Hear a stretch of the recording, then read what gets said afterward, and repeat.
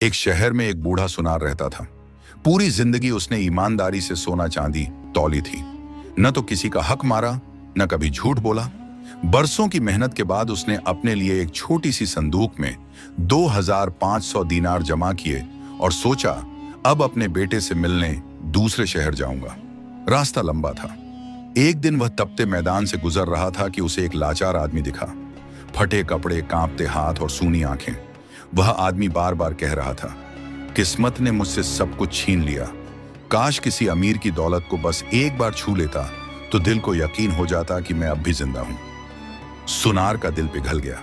उसने सोचा, अगर किसी की बस इतनी सी ख्वाहिश है तो क्यों ना पूरी कर दूं। उसने अपनी संदूक उस आदमी के हाथ में रख दी और कहा, बस थोड़ी देर, फिर मुझे लौटा देना। आदमी ने कांपते हाथों से संदूक पकड़ी। आंखों में आंसू आ गए। कुछ देर बाद सुनार बोला, भाई, अब मेरी अमानत लौटा दो। वह आदमी चौंक गया। बोला, कौन सी संदूक? मैं तो यहां कब से बैठा हूं।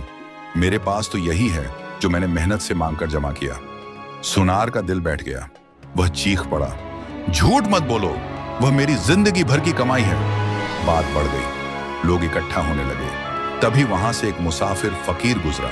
उसने दोनों को देखा और बोला, झगड़ा मत करो, सच को खुद सामने आने दो। फकीर ने पास के कुएं से पानी मंगवाया, एक कटोरा लिया और संदूक के सिक्के उसमें डाल दिए।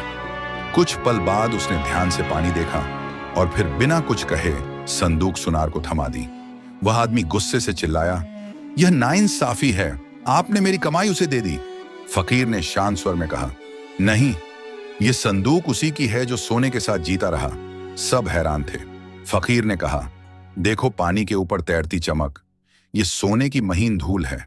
ये उसी के हाथों से आई है जो बरसों सोना तौलता रहा। जो झूठ से कमाता है उसकी अमानत कभी अपनी गवाही नहीं देती। वह आदमी सिर झुकाकर चुप हो गया। सुनार की आंखों से आंसू बह निकले। उसने फकीर को दुआ दी और अपने सफर पर चल पड़ा, इस यकीन के साथ कि ईमानदारी देर से सही लेकिन सच जरूर साबित होती है।